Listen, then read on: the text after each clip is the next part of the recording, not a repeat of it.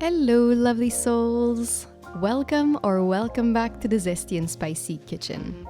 Today, we are making my recipe for some amazing date and nut pinwheel cookies because I've been craving them for a while and I found some date paste on sale at the grocery store. Let's rejoice! Obviously, you can use regular dates for this, and I strongly suggest you use those juicy Medjool dates. This recipe makes about 32 cookies. It's a lot, and you can freeze them for future baking. But you'll be sorry if you don't try these because they are seriously yummy, but don't take my word for it and be the judge. As usual, the recipe is written in the description below. Now it's time to get baking.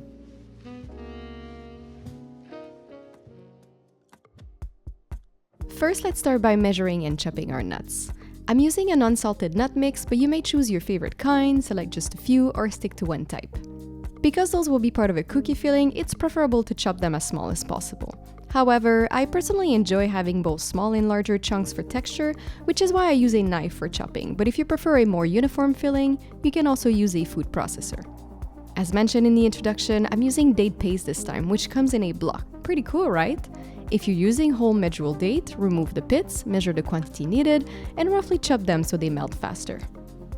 In a saucepan, add the dates, the nuts, and water before heating it up and mixing it well so it combines and create a soft and spreadable paste.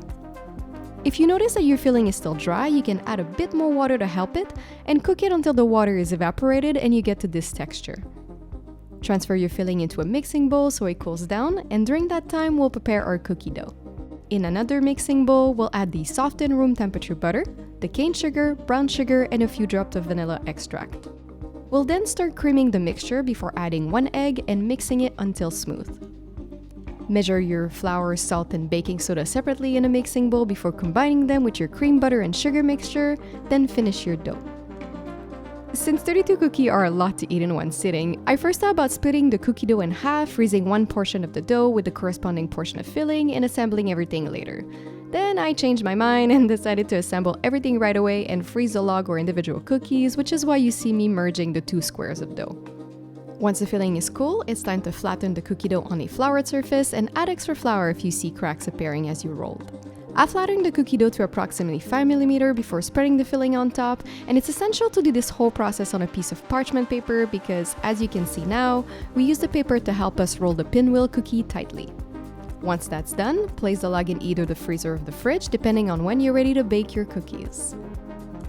If you want to bake your cookies right away, leave the log in the fridge for at least 30 minutes or until it has solidified slightly, as it makes it easier to cut. During that time, preheat the oven to 350 Fahrenheit, 175 Celsius, and bake the cookies on a silk bath or parchment paper for 12 to 15 minutes and allow them to cool fully before biting into them, as the filling will be as scorching as lava. And voila! Bon appétit! You made some seriously yummy cookies, and hopefully you won't eat all of them in one sitting. I hope you enjoyed today's episode, and if you did, don't forget to like, subscribe, and hit that notification bell, and I'm going to catch you in my next one. Bye!